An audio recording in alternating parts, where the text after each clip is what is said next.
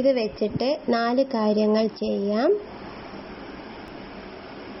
ഇടിയപ്പം തയ്യാറാക്കാം. തേങ്ങ ചിരവാം, ഉള്ളി അരിഞ്ഞിടാം, പിന്നെ ഇറച്ചി, പച്ചക്കറികൾ എന്നിവയും അരിഞ്ഞിടാം. ഇതിൽ ഇടിയപ്പം തയ്യാറാക്കുന്നത് എങ്ങനെയെന്ന് നോക്കാം.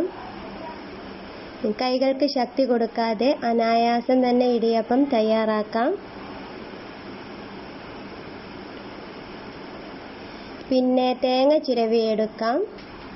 തേങ്ങ മാത്രമായിരുന്നു ഇങ്ങനെ ചെയ്തിരുന്നത്. ഇപ്പോൾ ഇതിൽ മറ്റു കാര്യങ്ങൾ കൂടി ചെയ്യാൻ പറ്റും.